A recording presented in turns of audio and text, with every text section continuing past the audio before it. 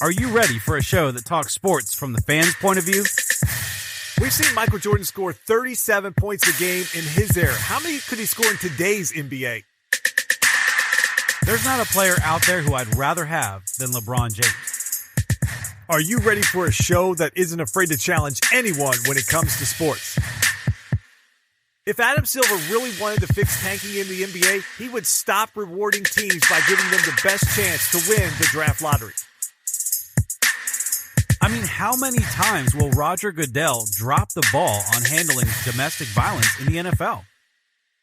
Look, athletes have every right to talk politics, but if the fans stop tuning in, that's their right. Then you're ready for Talk Back, a podcast where two fans debate the media narrative and discuss the world of sports as we see it. Welcome to the show.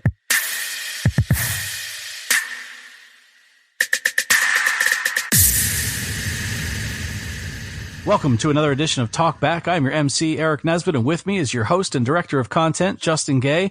It's been a crazy couple of weeks, not only in the NBA as far as free agency goes, but with Justin and I having obligations that we've traveled for and been away from the studio. We actually got together remotely last night being Wednesday night, as we sit here and record on Thursday night, and it didn't go well. We had some technical difficulties through our Ringer server, and it turned out to be a blessing in disguise because rather than having the episode out, it turns out that there was breaking news on Thursday evening right before we decided to re-record episode 251 of the show. So here we are in the Talkback studio recording episode 251 with not only the Kawhi Leonard news, but news out of Oklahoma City and Houston as well. So we've got a huge NBA free agency show for you coming up right here after the break on Talkback.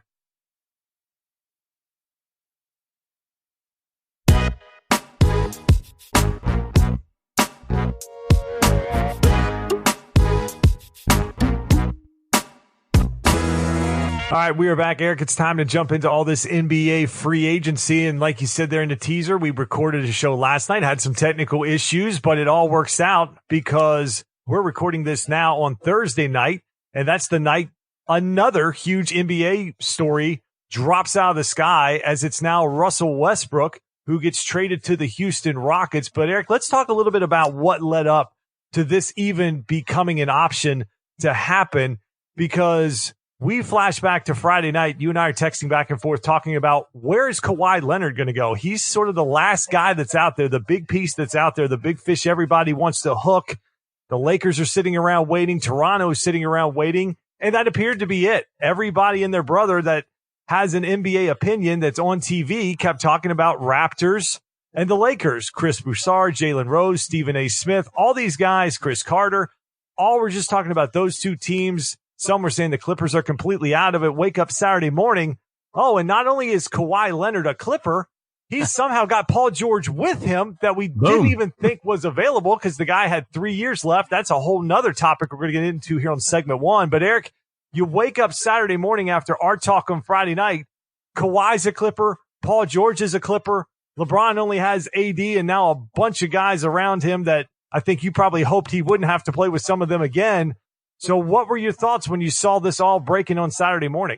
Well, you hit some of it right there. My thoughts were related to LeBron James. Being a fanboy of LeBron James, I was thinking that at least he and AD had a chance at Kawhi Leonard. And although I'm not a Lakers fan, it excited me for the fact that maybe a super team in Los Angeles, not the Clippers, but the Lakers, could go on to win another couple of titles before LeBron retired. And so as a fan of his, I was thinking that that was a great option for him to get a couple of more rings. We would, of course, deal with all the fallout of how much he deserved those rings with a super team again later on. But either way, I thought, okay, another couple of rings wouldn't be so bad. But you wake up Saturday morning and over the, oh my goodness, Twitter and texting and everything else, I couldn't believe everything that was coming over my phone. And sure enough, Kawhi Leonard is a Clipper. And I think what you said, Justin, is kind of the most important part of this. The two pieces that you mentioned, one of them being that all of the writers that cover NBA on a daily and highly frequent basis guys that are trusted at a lot of these places like ESPN and other Fox News, other outlets, never really saw this coming, or at least the Clippers weren't part of the conversation in the past few days prior to the deal on that Saturday morning. So I think that was a big piece that shocked me. But Justin, the other part that you mentioned was Paul George coming to the Clippers. I just didn't see that coming. And it didn't seem like anyone was talking about that. It didn't seem like another star joining Kawhi at an organization other than the Lakers or Raptors was being talked about. So when you hear the news that he's going to put on the red, blue, and white, and oh, by the way, Paul George is going to do that too, even though he had 3 years, really a 2+1 left in Oklahoma City. To me, Justin, that was the most shocking thing of the day last weekend.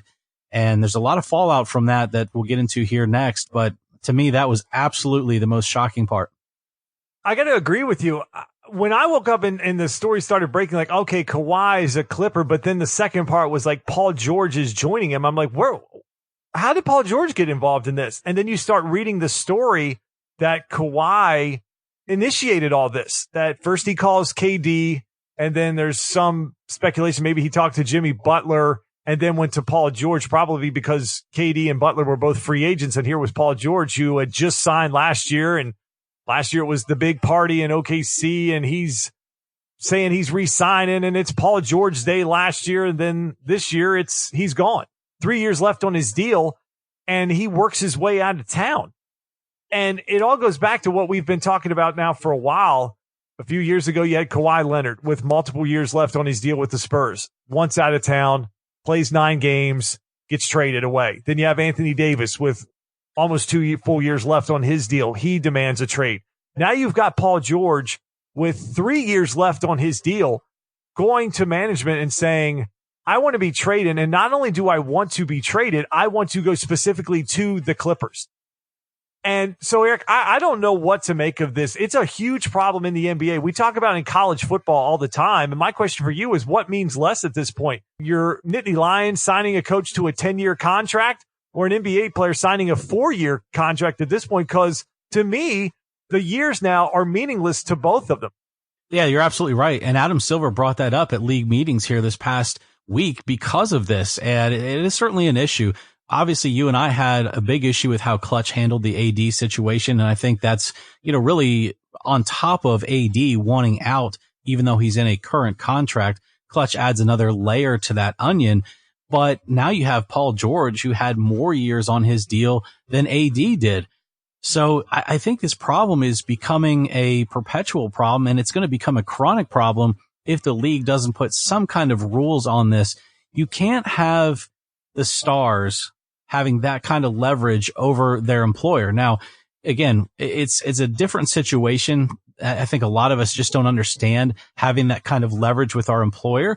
I certainly don't. I know most working class people don't have the leverage over their employer.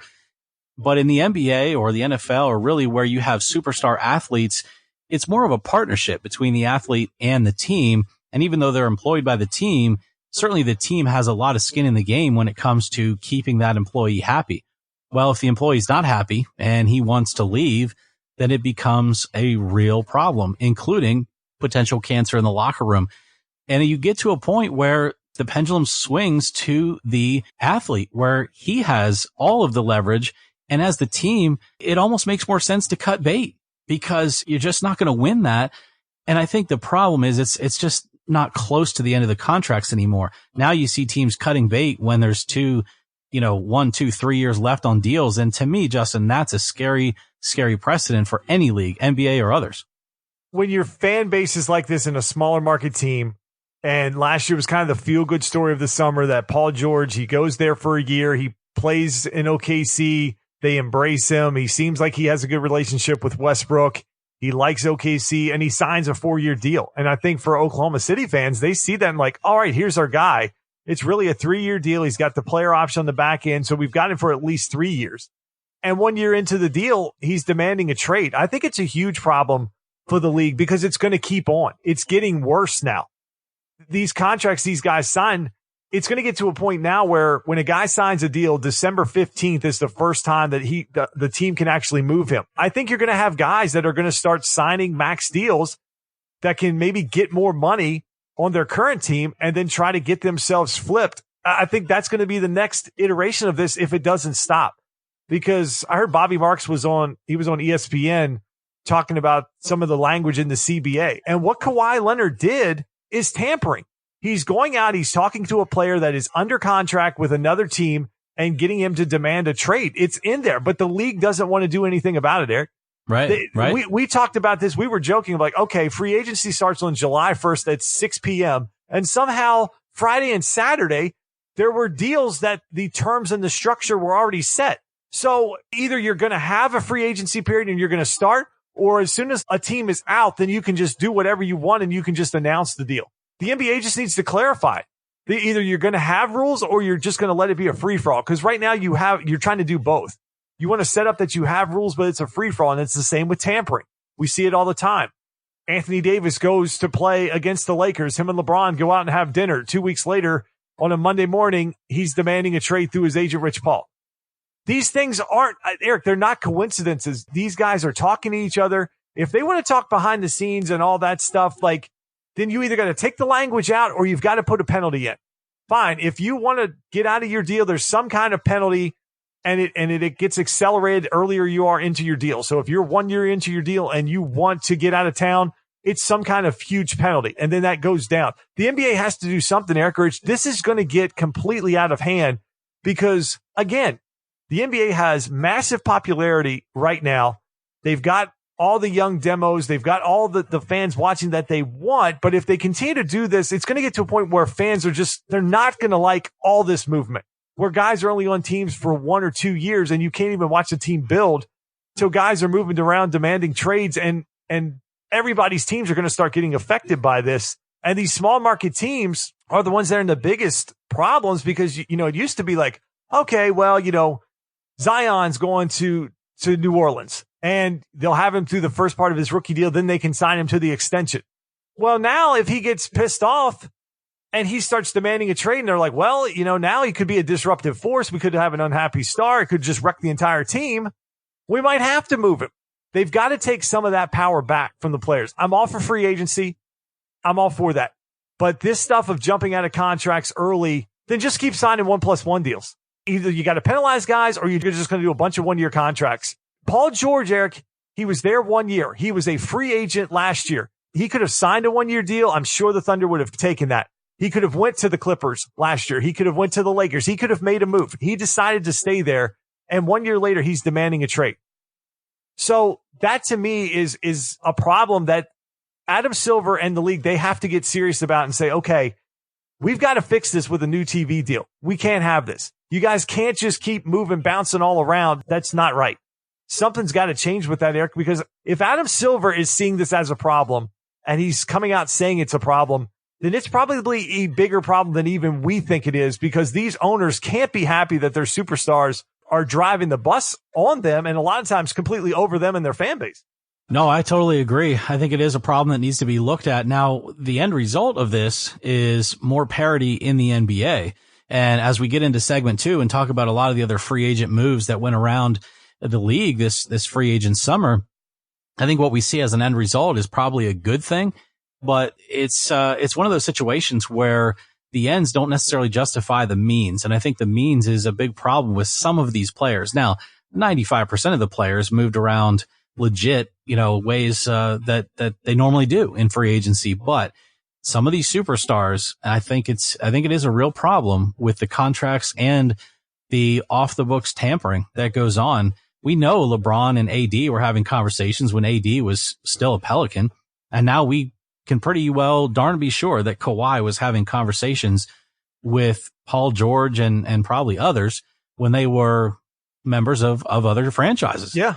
So, and there's maybe no proof of it, but how do you not prove it when these deals are getting made at, like I said, some of these deals are getting made at 6:01 on a Sunday and pieces are moving around and that all of the conversations and everything were talked about prior to that. And these players, it's not like it was in the 80s and 90s. It's not guys that are going to stay on a team for 10, 12 years or their whole career.